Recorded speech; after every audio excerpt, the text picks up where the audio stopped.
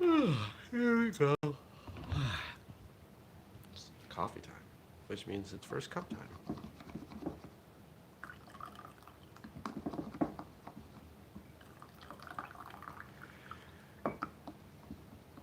Coffee is the reason I get up.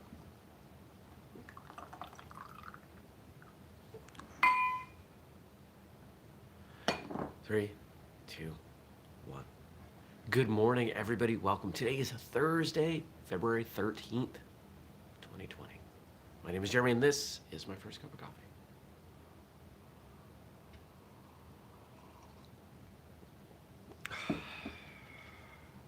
Wow.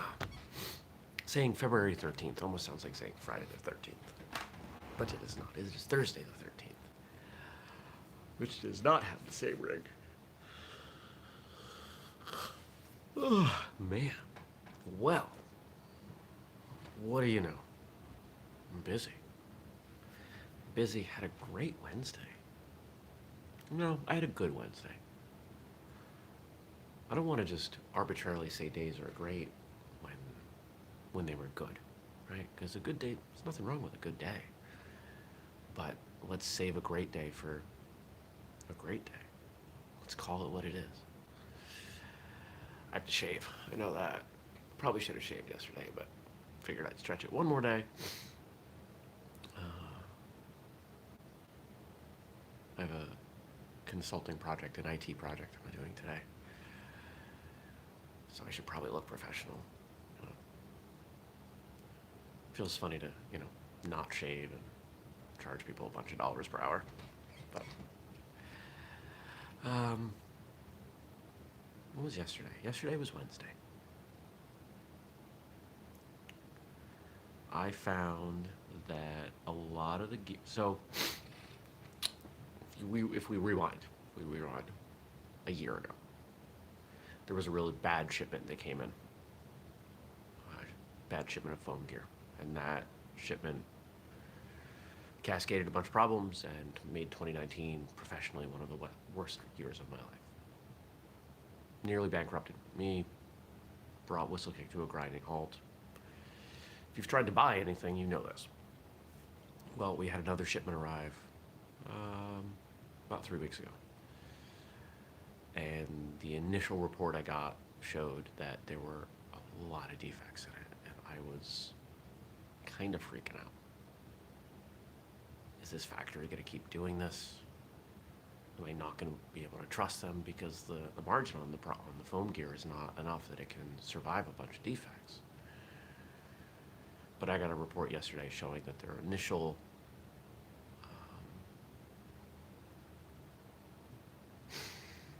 comments on the defects were a bit exaggerated, and I had far fewer than I actually thought I did. So, yay. So there's a slightly updated inventory, and there will be even more updated inventory coming through, which means I'll be able to order more gear soon. So yeah. That was the big whistlekick development yesterday, which I know doesn't sound like a big deal, but when you have a product line and your core product is at risk, kind of freak out. At least a little bit. Maybe freak out's the wrong word. Express concern. I was expressing some concern. So, yeah. What else happened yesterday? Coached CrossFit.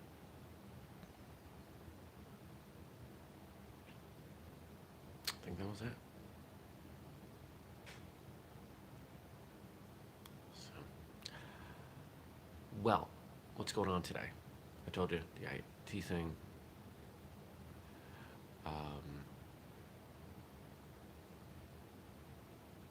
Probably work out, get some work done. Probably nothing too fancy, but that's okay.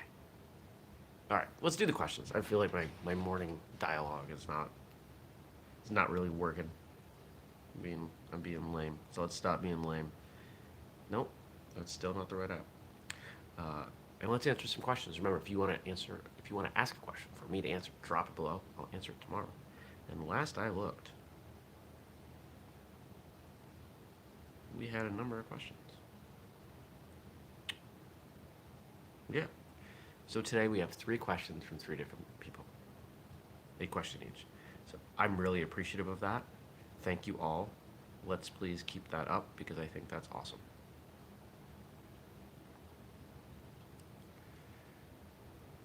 First question from Gabe. Should you go to class or work out when you're sick? Where's the balance between sweating it out and resting so you can heal? And let's also add in the other piece of not putting other people at risk. If we were to chart the severity of illness, right? You know, it starts and then comes up and then it comes back down. At some point when it starts coming back down, sometime in here, you're no longer contagious. Now, I don't know when that is, but as soon as you're not contagious, I see no problem with being around other people. Okay. I don't think there's a point in time where you should stop being active completely. Now, if the illness you have is telling you that you're exhausted and you should lay in bed, you should take it easy. But one of the best things that you can do if you're really sick is get outside for a walk and get some sunshine. Sunlight, vitamin D, I mean, these are important things. There's a reason in colder climates people get sick more often in winter, and it's because of a lack of natural vitamin D via sunlight. But the question is more around, let's say, a low-grade illness. Where's the line between sweating it out and giving yourself time to heal?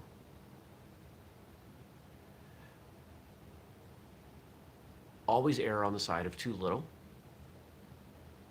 And think about it as movement, not exercise, or movement, not training. You're trying to move. You're trying to get your body systems to wake up and process stuff. And you don't need a lot for that. I'm going to use weightlifting numbers because there's numbers. And there aren't numbers in martial arts. All right, so let's say normally I could squat 200 pounds. I might squat 50 pounds. I'm going light. I'm making sure my form is good. I'm taking taking rest in between. I'm making sure that when I wake up the next day, I'm not sore. If I'm sore the next day, then my body has to worry about healing that damage in addition to healing my illness. So you gotta take it easy.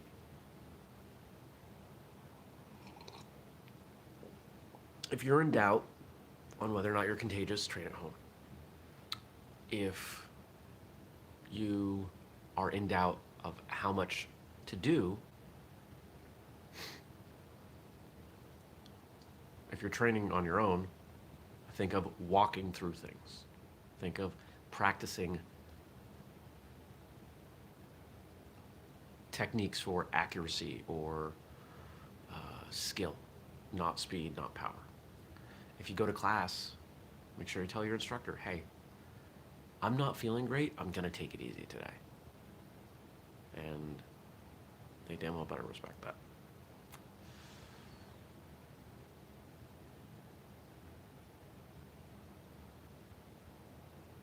Yeah, I think that's a good end to that question. Let's look at the next one. What is the most obscure martial art you have found so far, and what do you like best about it? And this is from Nish. So the most obscure art I'm familiar with is an Indian subcontinent martial art that I never get the pronunciation right. It's spelled something like Kalaripayattu, and at some point from what I read, there were no surviving practitioners, but it's either being revived through study or there were people who still knew it. But I'm starting to see some bits on it, and it's really kind of neat. A lot of big movements, a lot of big spears and shields, and it's old. Like, it's really old. So it's kind of cool. I think if there was a runner-up, it would be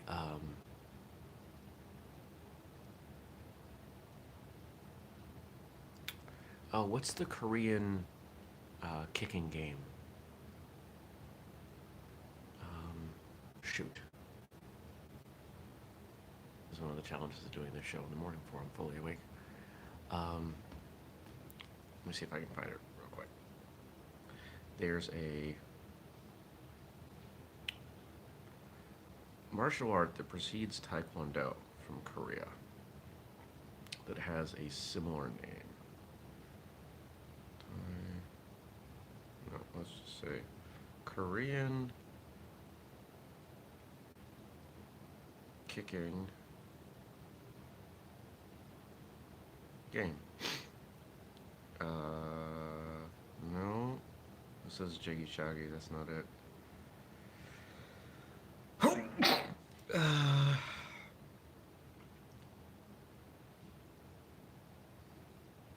Man.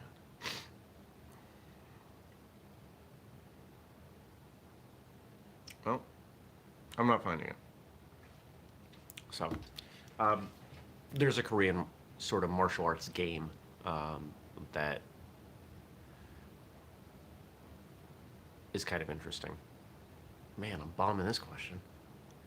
Forget I said that second part. Let's just stay with Kalarippayattu. I felt like I spoke moderately intelligently on that one.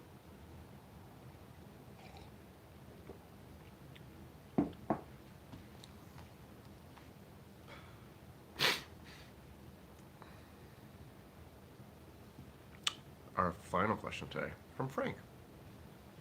Which kind of martial art do you think a larger person would have more of an advantage in?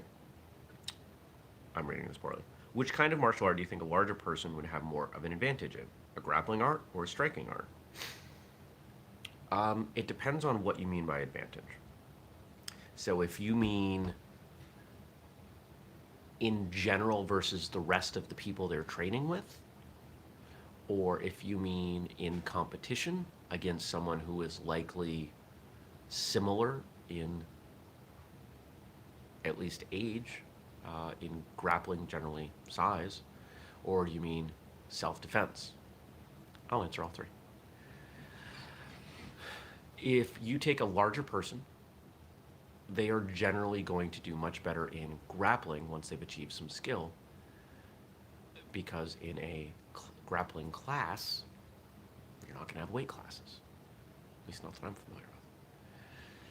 So you get somebody who's 250 pounds stepping into a Brazilian Jiu-Jitsu class, and if I'm in that same class, unless I'm a lot better, like a lot better than them, they're going to crush me. Literally. They're just, the physics matter. If we're talking about competition, oh, let's go back to class. So larger person in a striking art, let's say karate. That larger person has more reach, but generally a larger person requires more energy to move, and thus does not move as quickly for as long a period of time. Thus the smaller person is going to generally, and I can't say generally more, I can't underscore that enough.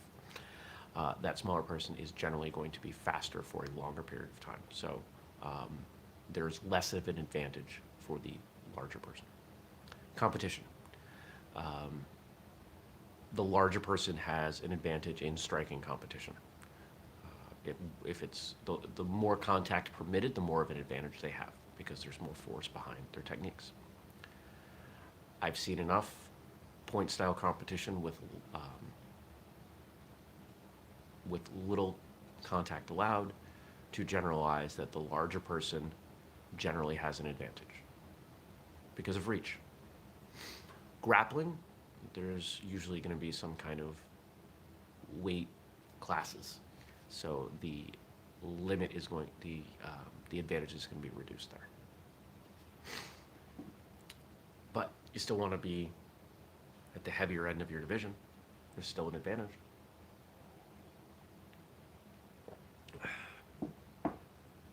And then self-defense. This is where the larger person probably has the greatest advantage. Some kind of real-world confrontation. Because a larger person is less likely to be picked on. They're less likely to be selected as an easy target. I'm not a big fan of grappling as the first place to go in a self-defense situation.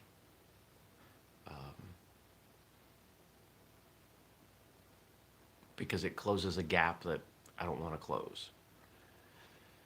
I would much rather stay out, at least until the situation escalates, because that person has a knife, I no longer see it. That person has a gun, I don't see it. They have a friend, I don't see it, or I'm less likely to see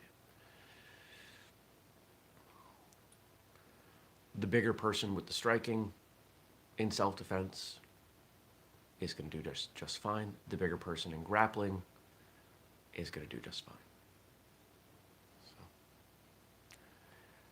if we were to kind of find some way to combine all of those things, if I was a bigger person, which would I choose? I am biased. I fully recognize that I am biased, and I'm having a hard time separating my own personal bias around striking versus grappling.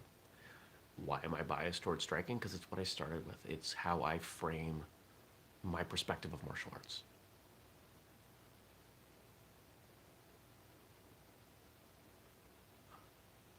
I think I'm going to say striking. I think overall, if you were looking to develop a skill set that gives you the greatest advantage over your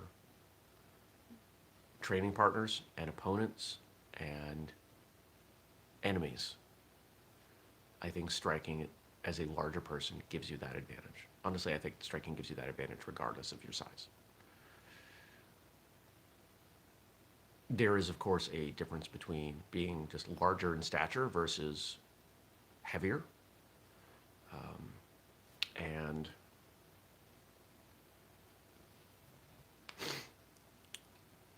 I could go back through and compare and contrast those two, but I'm not going to do that. Could do that another day if we wanted to compare that for another day. So, thoughtful questions. You guys are making me think. I like that, but at the same time, I feel a little more amateur today than I normally do. So, thank you for humbling me. While I was talking, you may have noticed I looked off in the distance. The plow truck came by, again, for like the 7th day in a row at this time. Which means that it snowed last night. Yay!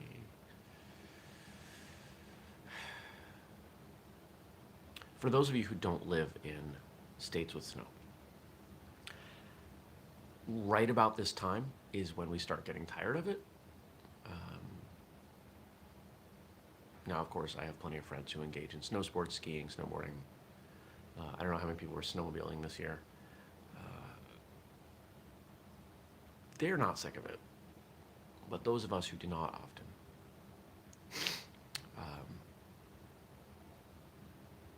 But I'm going to get out. I'm going to do some hiking on Sunday.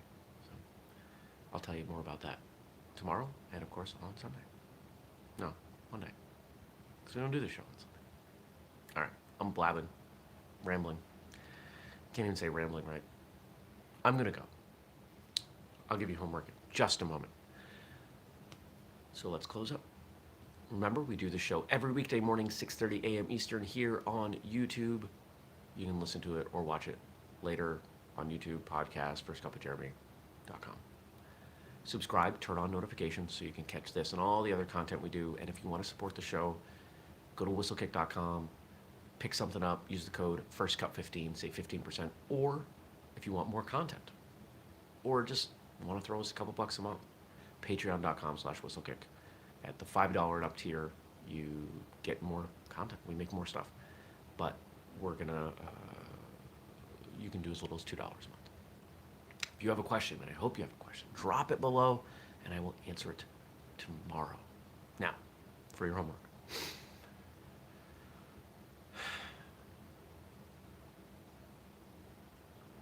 We have been conditioned in society to not think about the advantages versus the disadvantages that we have. I'm a smaller person. I'm 5'7" if I stretch a little. Right? That is not generally an advantage. Sometimes it is. I would like you to spend a little bit of time today thinking about your physical body, the things that it does and it doesn't do, and how your specific body is advantageous and disadvantageous to some things. Be honest with yourself. It doesn't have to be critical. It doesn't have to be celebrating. It can be factual. I have to stand on things to get to some of my kitchen cabinets. That is not an advantage.